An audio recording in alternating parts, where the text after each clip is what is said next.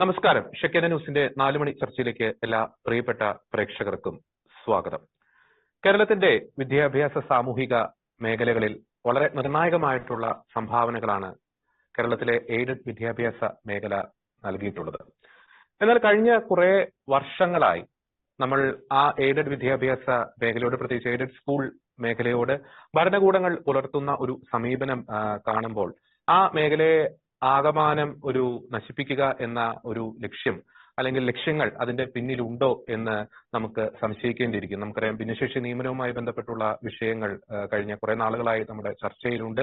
ഏറ്റവും ഒടുവിൽ ഇതാ എയ്ഡഡ് സ്കൂളുകളിലെ താൽക്കാലിക ദിവസ വേതന നിയമനങ്ങൾ എംപ്ലോയ്മെന്റ് എക്സ്ചേഞ്ച് വഴി നടത്താനുള്ള ഒരു നീക്കം സർക്കാരിന്റെ ഭാഗത്തു നിന്ന് ഉണ്ടാകുന്നു.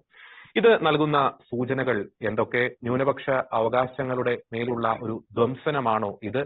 എയ്ഡഡ് മേഖലയെ അപ്പാടെ കൈപ്പിടിയിൽ ഒതുക്കുക എന്ന ഏതെങ്കിലും തരത്തിലുള്ള ഗൂഢ ലക്ഷ്യങ്ങൾ ഇതിന്റെ പിന്നിലുണ്ടോ? ഈ വിഷയങ്ങൾ തന്നെയാണ് ഇന്ന് ഷെക്കേന 4 മണി ചർച്ച ചെയ്യാൻ ആഗ്രഹിക്കുന്നത്.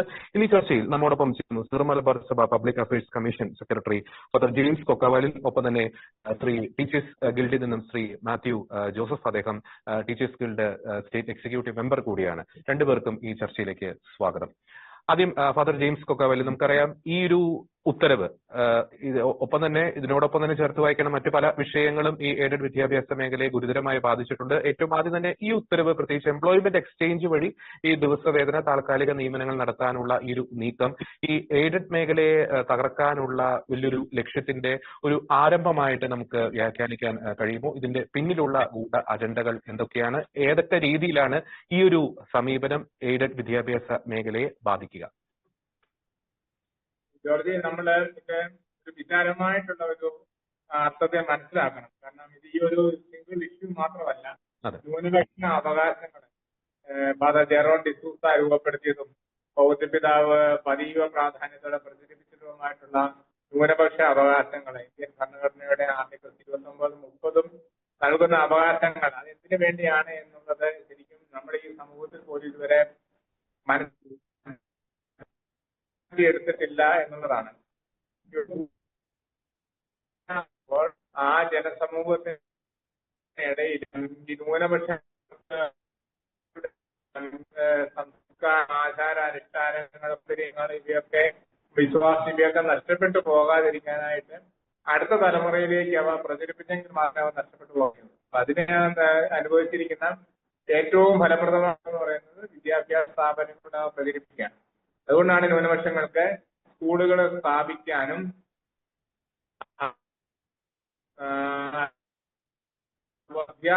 വിദ്യാർത്ഥികളെ തെരഞ്ഞെടുക്കാനുള്ള അവകാശങ്ങൾ നൽകിയിരിക്കുന്നത് ഈ നമ്മുടെ സംസ്കാരവും വിശ്വാസവും ആചാരത്തിനെ പ്രചരിപ്പിക്കാൻ വേണ്ടിയിട്ടാണ്. അത് അതിന്റെ ആവശ്യമാണ്. അതുകൊണ്ടാണ് അധ്യാപകരെ നിയമിക്കുന്നതിനുള്ള അവകാശം മാനേജ്മെന്റുകൾക്കുള്ളത്.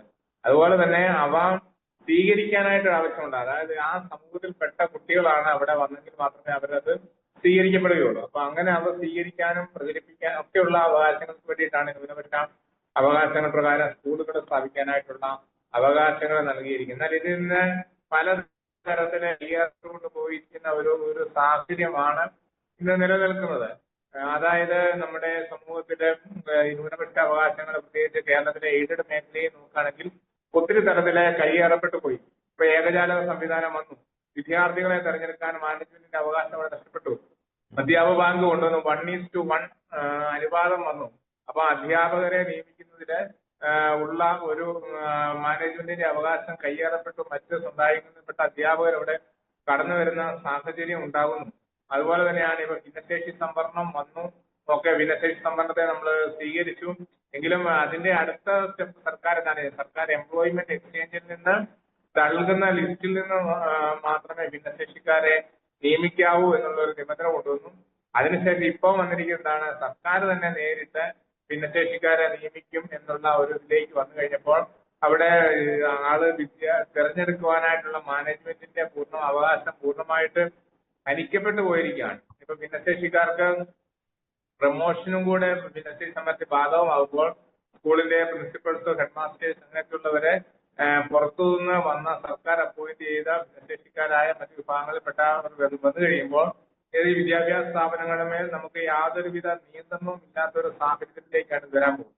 അതിന് പുറമെയാണ് ഇപ്പോൾ ഇതും സംഭവിച്ചിരിക്കുന്നത്. അധ്യാപകരുടെ താൽക്കാലിക നിയമനങ്ങളെ സർക്കാർ ഏറ്റെടുക്കുന്നതിലേക്ക് പോയിരിക്കുകയാണ്. ഇതിങ്ങനെ പടിപടിയായിട്ട് ഈ എയ്ഡഡ് മേഖലയെ കയ്യേറുവാനായിട്ടുള്ള ശ്രമമാണ്. ഒറ്റയടിക്കല്ല, ഓരോരോ ചെറിയ ചെറിയ സ്റ്റെപ്പുകൾ വെച്ച് ഇങ്ങനെ എയ്ഡഡ് മേഖലയെ കയ്യേറിക്കൊണ്ടിരിക്കുകയാണ്. ഇതിനെതിരെ ശക്തമായിട്ടുള്ള ഒരു പ്രതിഷേധം സഭയുടെ ഭാഗത്തു നിന്ന് ഉണ്ടാവുകയും തികഞ്ഞ നടപടികൾ സ്വീകരിക്കുകയും ചെയ്യുന്നു. അല്ലെങ്കിൽ നമുക്ക് ഒരിക്കലും ഈ ഒരു ഇപ്രകാരമുള്ള കയ്യേറ്റങ്ങളെ കൈകാര്യം ചെയ്യാനായിട്ട് സാധിക്കില്ല. ഇപ്പൊ ഭിന്നശേഷി സംവരണം കടന്നു വന്നു, ഇതൊരു ടോർപിഡോ ആണ്.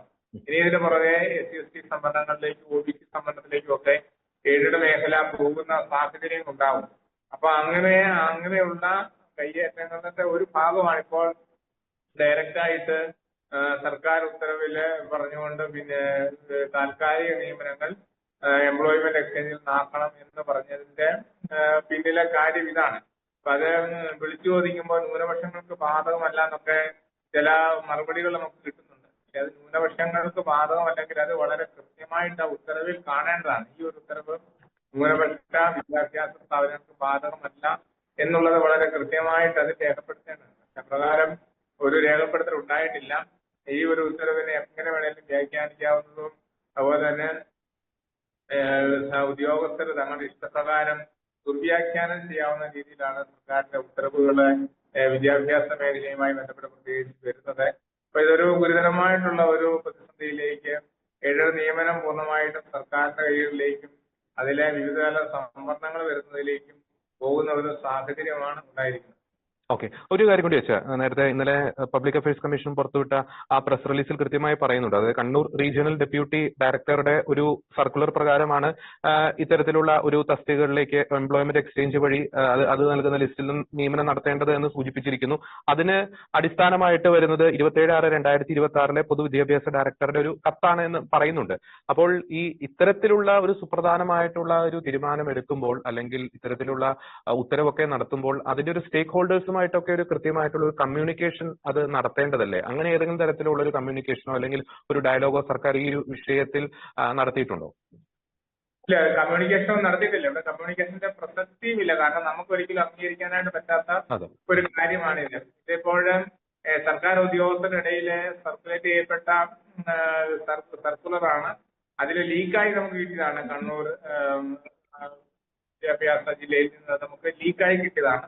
അപ്പൊ അതിൽ നിന്നാണ് നമ്മൾ ഈ ഒരു വിവരം അറിയുന്നത്. വളരെ സർക്കാർ രഹസ്യ സ്വഭാവത്തോടുകൂടി ഉദ്യോഗസ്ഥരുടെയിൽ സർക്കുലേറ്റ് ചെയ്ത ഒരു കത്താണ്. അപ്പൊ അതിങ്ങനെ ഇപ്രകാരം നമുക്ക് ലഭിച്ചത് കൊണ്ടാണ് നമുക്ക് ഈ ഒരു വിഷയത്തെ കുറിച്ച് അറിയുവാനായിട്ട് സാധിച്ചത്. അപ്പൊ നമ്മുടെ ഒരു തരത്തിലും മാനേജ്മെന്റിന് ഇക്കാര്യം അറിയിക്കുന്ന പോലും ഇല്ല എന്നുള്ളതാണ് ഇതിന്റെ കാര്യം. മാനേജ്മെന്റ് അല്ലെങ്കിൽ സർക്കാർ ഒരു കത്തും മാനേജ്മെന്റുകൾക്ക് ഇതുവരെ നൽകിയിട്ടില്ല. അപ്പൊ നമ്മുടെ അപ്പോയിന്റ്മെന്റ് നടത്തി അവിടെ ചെന്ന് കഴിയുമ്പോഴാണ് ഈ സർക്കുലർ പ്രകാരമേ നടക്കൂ, എംപ്ലോയ്മെന്റ് നടക്കൂ എന്ന് അറിയാനായിട്ട് പോകുന്നത്.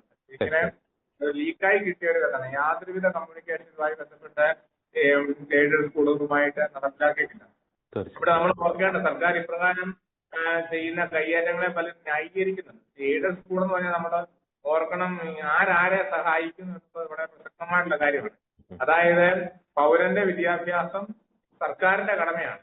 അപ്പൊ ആ ഒരു വിദ്യാഭ്യാസം ചിട്ടയായിട്ടും ക്രമമായിട്ടും നടത്തുവാനും സമൂഹത്തിൽ എല്ലാ വിഭാഗങ്ങളെയും ഉൾക്കൊള്ളിക്കുവാനായിട്ട് സ്വന്തം സ്ഥലവും സ്വന്തം കെട്ടിടങ്ങളും സ്ഥാപനങ്ങളും സ്വന്തം പണം മുടക്കി നിർമ്മിച്ച മാനേജ്മെന്റുകൾ സർക്കാരുകളെ സഹായിക്കുകയാണ് എന്ന കാര്യം നമ്മൾ കൃത്യമായിട്ട് ഓർക്കണം. ആ ഒരു ബാധ്യത ആരും മനസ്സിലാക്കുന്നില്ല. ഇതിന് വ്യക്തമായിട്ടുള്ള തെളിവുകളുണ്ട്. പലപ്പോഴും മുൻകാലങ്ങളിലെ സർക്കാരിന്റെ വിദ്യാഭ്യാസ സ്ഥാപനങ്ങളെ നടത്താനായിട്ട് സാധിക്കാതിരുന്ന സാഹചര്യത്തിൽ സർക്കാർ സഭയോടും മറ്റു സംസ്ഥാനങ്ങളോടും ആവശ്യപ്പെടുകയാണ്. അതിന്റെ വലിയൊരു ഉദാഹരണമാണ് SP കോളേജില് ഇപ്രകാരം ഒരു കോളേജ് മധ്യകാലത്തിൽ ആരംഭിക്കാനായിട്ട് സാധിക്കാതെ തിരുവിതാംകൂർ പ്രജാസഭ ഇതിന്റെ ആവശ്യം ഉന്നയിച്ചെന്നാൽ അത് സ്ഥാപിക്കാനായിട്ട് ശ്രീധരനാഥൻ സാധിക്കാതിരുന്ന കാലത്ത് ചേനാശ്ശേരി ബിഷപ്പ് കുര്യാളശ്ശേരി പിതാവ് ഏറ്റെടുക്കുകയായിരുന്നു. അപ്പൊ ഇങ്ങനെ ഇപ്രകാരം സർക്കാരിന് സാധിക്കാത്ത കാര്യങ്ങൾ സാധിക്കാതിരുന്ന കാലത്ത് ഏറ്റെടുത്ത് മുന്നോട്ട് വന്ന വിദ്യാഭ്യാസം നൽകി നാടിന് വികസനമായി കഴിഞ്ഞപ്പോൾ ഈ വേരും മൂടും മറക്കുന്ന പ്രവണത ഒരിക്കലും ശരിയല്ല എന്നാണ് പറയാൻ. മാത്യു, തീർച്ചയായിട്ടും ചില അജണ്ടകൾ ഇങ്ങനെ നിഗൂഢമായിട്ട് ഒളിച്ചു കടത്താനുള്ള ശ്രമങ്ങൾ നടന്നുകൊണ്ടിരിക്കുന്നു എന്നത് വളരെ വ്യക്തമാണ്. മാത്യു സാർ, നമുക്ക് ഈ എയ്ഡഡ് വിദ്യാഭ്യാസ മേഖലയിലേക്ക് കുറെ കൂടി നമ്മൾ സമഗ്രമായിട്ട് വന്നു കഴിയുമ്പോൾ ഇപ്പോൾ നമ്മൾ ഈ സൂചിപ്പിക്കുന്ന എംപ്ലോയ്മെന്റ് എക്സ്ചേഞ്ച് വഴിയുള്ള നിയമനം മാത്രമല്ല, നമ്മൾ പ്രാക്ടിക്കൽ തലത്തിൽ നിരവധി വെല്ലുവിളികൾ എയ്ഡഡ് വിദ്യാഭ്യാസ മേഖലയിൽ പ്രത്യേകിച്ച് അധ്യാപകർ നേരിടുന്നുണ്ട്. ഈ അധ്യാപക വിദ്യാർത്ഥി അനുപാതം, ഈ തസ്തിക നിർണയത്തിലെ വിഷയങ്ങൾ, 4:1:1 വിഷയം, ഭിന്നശേഷി റോസ്റ്റർ പരിശോധനയുമായി ബന്ധപ്പെട്ടുള്ള ഒരു വേഗതക്കുറവ്, അൺഎക്കണോമിക് സ്കൂളുകൾ, നിർബന്ധിത കേട്ടറ്റ്, അങ്ങനെ അനവധി വിഷയങ്ങളാണ് ആ മേഖലയിലെ അധ്യാപകർ അനുഭവിച്ചുകൊണ്ടിരിക്കുന്നത്. അപ്പോൾ ഈ പൊതുവിദ്യാഭ്യാസ രംഗത്ത് ഞാൻ ഇൻട്രോയിൽ പറഞ്ഞതുപോലെ നിർണായകമായിട്ടുള്ള സംഭാവനകൾ നൽകുന്ന ഈ എയ്ഡഡ് വിദ്യാഭ്യാസ മേഖല ഇത്രത്തോളം കലുഷിതമായിട്ടുള്ള സാഹചര്യങ്ങളിലൂടെ കടന്നു പോകുമ്പോൾ ഒരു അടിയന്തര പ്രാധാന്യത്തോടു കൂടിയുള്ള ഒരു നടപടികൾ ആ പ്രശ്നങ്ങൾ പരിഹരിക്കുവാൻ സർക്കാരിന്റെ ഭാഗത്തു നിന്ന് ഉണ്ടാകേണ്ടതല്ലേ മാത്യു സർ? തീർച്ചയായും നമ്മുടെ എയ്ഡഡ് മേഖലയിൽ നിലവിലുള്ള പ്രശ്നങ്ങൾ ധാരാളമാണ്. ഗവൺമെന്റ് ഇതെല്ലാം കുറേയും കൂടി സുതാര്യമാക്കാനും എളുപ്പത്തിലാക്കാൻ വേണ്ടിയും പല പദ്ധതികൾ കൊണ്ടുവരുന്നുണ്ടെങ്കിലും അതൊന്നും സമയബന്ധിതമായി ചെയ്യുവാനോ അല്ലെ അത് കൃത്യമായി മോണിറ്റർ ചെയ്യുവാനോ അതുമായി ബന്ധപ്പെട്ട പ്രശ്നങ്ങൾ പരിഹരിക്കുവാനോ അടിയന്തരമായി ഇടപെടണമെന്നാണ് അധ്യാപകർക്ക് ആവശ്യപ്പെടാനുള്ളത്.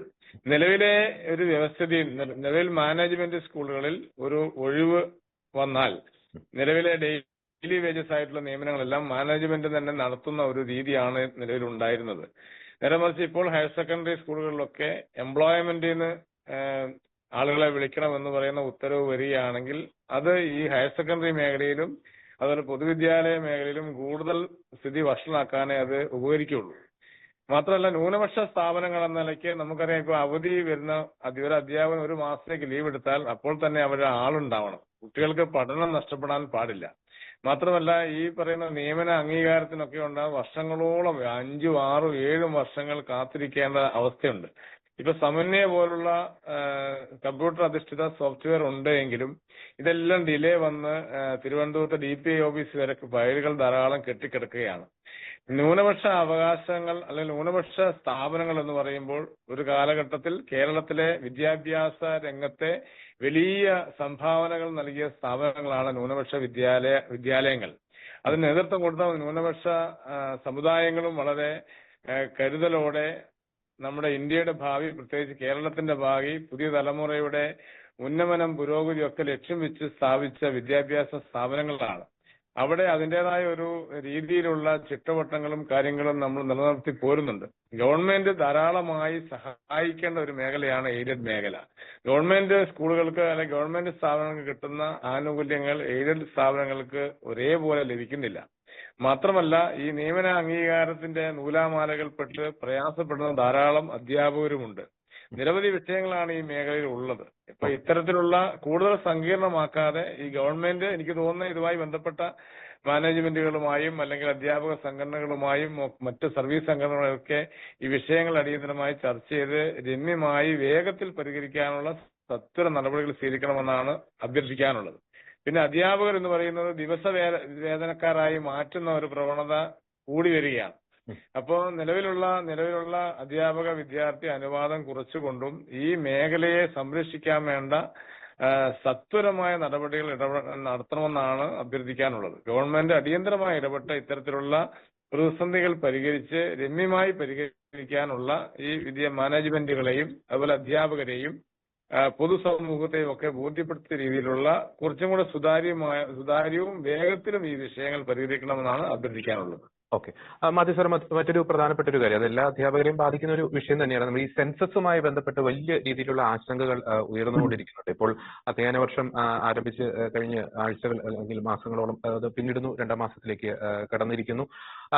അപ്പോൾ ഈ അധ്യാപകർ ആ ഡ്യൂട്ടി ചെയ്യാൻ പോകുന്നു, അവിടെ സ്കൂളുകളിൽ പഠിപ്പിക്കാൻ ആളില്ലാത്ത ഒരു അവസ്ഥയിലേക്ക് പോകുന്നു. അപ്പോൾ അതൊരു ഗുരുതരമായിട്ടുള്ളൊരു സാഹചര്യം തന്നെയല്ലേ? അതിന് മറ്റ് ഏതെങ്കിലും പോംവഴികൾ, അല്ലെങ്കിൽ ഇപ്പൊ ദിവസവേതന അടിസ്ഥാനത്തിൽ ആ സമയത്ത് അധ്യാപകരെ നിയമിക്കുന്ന ഒരു സ്ഥിതിയിലേക്ക് പോകും? നമുക്കറിയാം, 2027 ഫെബ്രുവരി 1 മാസത്തോളം ഈ സെൻസസ് ഡ്യൂട്ടിയിൽ ഏർപ്പെടേണ്ട ഒരു അവസ്ഥയിലേക്കാണ് കാര്യങ്ങൾ പോകുന്നത്. അപ്പോൾ ആ ഒരു വിഷയം എത്രത്തോളം സ്കൂളുകളുടെ ഈ വിദ്യാഭ്യാസപരമായിട്ടുള്ള ദൈനംദിന പ്രവർത്തനങ്ങളെ എത്രത്തോളം ഗുരുതരമായിട്ട് ബാധിച്ചിട്ടുണ്ട്? ധാരാളം പ്രതിസന്ധികൾ ഈ മേഖലയിലുണ്ട്. എന്നാൽ ഈ ജൂൺ, ജൂലൈ മാസങ്ങളിൽ ഈ നല്ല മഴക്കാലമുള്ള സമയത്ത് ഈ സെൻസസിന് വേണ്ടി തെരഞ്ഞെടുത്ത ഒരു കേരളത്തിലൊക്കെ ഓൾ ഇന്ത്യയിലാണ് ഇത് നടക്കുന്നതെന്ന് പറഞ്ഞാലും കേരളത്തിലെ ഈ കാലാവസ്ഥയുടെ അടിസ്ഥാനത്തിൽ ഇത് മാറ്റിവെക്കാൻ വേണ്ടിയുള്ള കാര്യങ്ങൾ ചെയ്യേണ്ടതായിരുന്നു. പക്ഷെ നമ്മുടെ അധ്യാപകർ ഇങ്ങനെയുള്ള കാര്യങ്ങൾക്കകത്ത് ആദ്യം കുറെ പിന്നെ ഇഷ്ടമില്ലായ്മ അല്ലെങ്കിൽ കുറച്ച് പ്രയാസങ്ങൾ പറഞ്ഞാൽ തന്നെയും ഉത്തരവ് കിട്ടിയ മുഴുവൻ അധ്യാപകരും സെൻസസ് ഡ്യൂട്ടിക്കായി വീടുകൾ കയറുന്ന ഒരു അവസ്ഥ ഉണ്ടായിരുന്നത്. ഇത് തൊഴിലില്ലാത്ത ധാരാളം ചെറുപ്പക്കാർ നമ്മുടെ പ്രദേശങ്ങളിലുണ്ട്. അപ്പൊ ഇത് മാത്രമല്ല, ഇതിന്റെ അകത്തെ സെൻസസ് ബ്ലോക്കുകൾ നിശ്ചയിച്ചതിന്റെ അകത്ത് ഒരു വാർഡ് മൊത്തം 450-500 വീടുകൾ കയറാൻ വേണ്ടി ചില അധ്യാപകർ കിട്ടി. ചിലർക്കാണെങ്കിൽ 100 വീടുകൾ മാത്രമേ ഉള്ളൂ. ഇതിനകത്ത് അശാസ്ത്രീയത ധാരാളം ഉണ്ടായിരുന്നു. മാത്രമല്ല 1-2 ബ്ലോക്കുകൾ കിട്ടിയ അധ്യാപകരുണ്ട്. നമ്മൾക്കറിയാം അധ്യാപകർ കൂടുതലും വനിതാ ജീവനക്കാരാണ്. ഈ മഴക്കാലത്ത് കാടുകളൊക്കെ പ്രദേശങ്ങളൊക്കെ ആന കയറുന്ന പ്രദേശം അല്ലെങ്കിൽ മറ്റ് ഇഴജന്തുക്കളുള്ള പ്രദേശങ്ങൾ, ധാരാളം പേര് മറ്റ് ഈ കാര്യങ്ങളുള്ള ഈ മലയോര മേഖലകളിലൊക്കെ ദുർഘടമായ വഴികള്, കാട് മൂടിക്കിടക്കുന്ന സ്ഥലങ്ങള്, അല്ലെങ്കിൽ ആൾതാമസമില്ലാത്ത സ്ഥലങ്ങള്, ഇവിടെയൊക്കെ ഇതൊരു വലിയ പ്രതിസന്ധിയായി പ്രയാസമായി അധ്യാപകർക്ക് വന്നെങ്കിലും അതൊന്നും അധികൃതരുടെ ഭാഗത്തുനിന്ന് ശ്രദ്ധയിൽപ്പെടുത്തിയപ്പോൾ അതിനൊന്നും ഒരു പരിഹാരം ഉണ്ടാക്കാൻ കഴിയാതെ അധ്യാപകർ പ്രയാസപ്പെട്ട് ഈ ജോലി ഭാരത്തിന്റെ കളക്ടറുടെ ഉത്തരവാണ് നിർബന്ധമായി ചെയ്യണമെന്ന് പറഞ്ഞതിന്റെ അടിസ്ഥാനത്തിലും നമ്മുടെ പൊതുസമൂഹത്തോടുള്ള കമ്മിറ്റ്മെന്റിന്റെ ഭാഗമായും അധ്യാപകർ കുറെ കഷ്ടപ്പെട്ട് കാര്യങ്ങൾ ചെയ്ത് തീർത്തിട്ടുണ്ട്. പക്ഷെ ഇത് കുട്ടികളെ ഈ ഓണപരീക്ഷ കാലഘട്ടത്തിൽ കുറച്ച് അധ്യയനമൊക്കെ മുടങ്ങിയിട്ടുണ്ട്. പക്ഷെ നിലവിലെ വിദ്യാഭ്യാസ സാഹചര്യത്തിൽ അധ്യാപകർ തന്നെ ശനിയും ഞായറും ഒക്കെ കൂടുതൽ ദിവസങ്ങളിൽ പോയിട്ടാണ് ഇത് പൂർണ്ണമായി പൂർത്തീകരിച്ചിട്ടുള്ളത്. പക്ഷെ ഇതിന്റെ അകത്തെ ഒരു ഗവൺമെന്റിന്റെ ഭാഗത്തുനിന്നോ അല്ലെ അത്തരത്തിലുള്ള അധികാരികളുടെ ഭാഗത്തുനിന്നോ ഒരു അനുഭവപൂർണമായ കാര്യങ്ങൾക്കകത്ത് ഉണ്ടായിട്ടില്ല. പക്ഷെ ഇതിന്റെ അകത്ത് ഞാൻ അന്വേഷിച്ചപ്പോൾ എന്നോട് പറഞ്ഞാൽ ഇതിന്റെ ഫണ്ട് ലഭ്യതയുടെ പ്രശ്നങ്ങൾ ഉണ്ടായിരുന്നു. പിന്നെ ഇതിന്റെ ഫീഡ്ബാക്ക് കാര്യങ്ങൾ മനസ്സിലാക്കുന്ന കാര്യത്തില് കുറച്ച് പിന്നോക്കാവസ്ഥ ഉണ്ടായിട്ടുണ്ട്. എന്നാൽ ഇത് അധ്യാപകർ ഒരുപാട് വേദനിപ്പിച്ചിട്ടുണ്ടെങ്കിലും രാഷ്ട്രത്തിന്റെ രാജ്യ പുരോഗതിയുടെ ഒരു വലിയ കാര്യമായതുകൊണ്ട് മാത്രമാണ് ഇതിന് വലിയൊരു പ്രതിഷേധം ഉണ്ടാകാതെയും വലിയൊരു എതിർപ്പുണ്ടാവാതെയും ഇത് അംഗീകരിച്ച് പ്രതിസന്ധികളും പ്രശ്നങ്ങളും ഒക്കെ ഉണ്ടെങ്കിലും അംഗീകരിച്ച അധ്യാപകർ ചെയ്തു എന്നുള്ള കാര്യം ഞാൻ ഓർമ്മപ്പെടുത്തുന്നു. അധ്യാപകരെ ആ കാര്യം ഞാൻ പ്രത്യേകം അഭിനന്ദിക്കുകയും ചെയ്തു. തീർച്ചയായിട്ടും അത് വളരെ അഭിനന്ദനം അർഹിക്കുന്ന ഒരു കാര്യം തന്നെയാണ്. വളരെ ബുദ്ധിമുട്ടുകളിലൂടെ നമ്മൾ ഈ ചർച്ച ചെയ്തതുപോലെ കലുഷിതമായിട്ടുള്ള സാഹചര്യങ്ങളിലൂടെ കടന്നു പോകുമ്പോൾ പോലും രാഷ്ട്രത്തിന്റെ പുരോഗതിക്ക് വേണ്ടി, രാഷ്ട്ര നിർമ്മാണത്തിന് വേണ്ടി ആ ഒരു വിഷയത്തിൽ വളരെ ഭംഗിയായിട്ടുള്ള ഇടപെടൽ നടത്തിയ അധ്യാപക സമൂഹം തീർച്ചയായിട്ടും അഭിനന്ദനം അർഹിക്കുന്നുണ്ട്. ധാരാളം പേർക്ക് ഈ സെൻസസ് യാത്രക്കിടയിൽ പട്ടി കടിച്ചവരുണ്ട്, ഇഴജന്തുക്കൾ തീണ്ടിയവരുണ്ട്, പിന്നെ മറ്റ് പ്രയാസം അനുഭവിച്ച കാലുമുട്ട് വേദന അങ്ങനെയൊക്കെയുള്ള പ്രശ്നങ്ങളുള്ളവരുണ്ട്, പലപ്പോഴും ട്രീറ്റ്മെന്റ് എടുത്തവരുണ്ട്. അതൊക്കെ ഒന്നും റിപ്പോർട്ട് ചെയ്യപ്പെടുകയോ അല്ലെങ്കിൽ അതൊന്നും വലിയ ഹൈലൈറ്റ് ചെയ്യാതെ തന്നെ എല്ലാവരുടെയും കൂടെ രാജ്യകാര്യങ്ങളിൽ സന്നദ്ധതയോടും താല്പര്യത്തോടും ചെയ്യുക ചെയ്തത്. തീർച്ചയായും.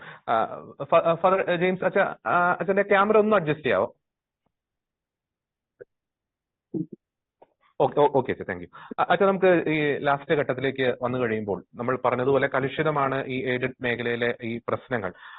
നമുക്കറിയാം, ഈ ഒരു ഉദാഹരണം പറയുകയാണെങ്കിൽ ഇപ്പൊ മലയോര മേഖലയിലെ വന്യമൃഗശല്യം, ഈ വന്യമൃഗശല്യം കൊണ്ട് പൊറുതിമുട്ടി അവസാനം അവിടെ നിന്നും ഇങ്ങനെ കുടിയിറക്കപ്പെടുന്ന ഒരു അവസ്ഥയിലേക്ക് നമ്മുടെ കർഷകർ പോകുന്നത് പോലെ ഈ എയ്ഡഡ് വിദ്യാഭ്യാസ മേഖലയിൽ ഇങ്ങനെ കൃത്യമായിട്ടുള്ള ഇടവേളകളിൽ ഇങ്ങനെ പല പല വിഷയങ്ങൾ ഇങ്ങനെ സൃഷ്ടിച്ച് ആ മേഖലയിൽ നിന്നും ശ്വാസം മുട്ടിച്ച് ഈ ന്യൂനപക്ഷ മാനേജ്മെന്റുകളെ അവിടെ നിന്നും ഓടിക്കുക എന്ന ഒരു തന്ത്രം നമുക്ക് ഇതിന്റെ പിന്നിൽ നമുക്ക് സംശയിക്കാൻ സാധിക്കില്ല. എന്തിനാണ് ഈ പൊല്ലാപ്പിന് പോകുന്നത് എന്ന ഒരു ചിന്തയിലേക്ക് കൊണ്ടുചെന്ന് എത്തിക്കുക, അതിനുശേഷം ആ മേഖലയെ ആകപ്പാടെ എങ്ങനെ കൈയെടുക്കുക എന്ന ഒരു ചിന്താഗതി അങ്ങനെ നമുക്ക് സംശയിക്കാൻ സാധിക്കുമോ?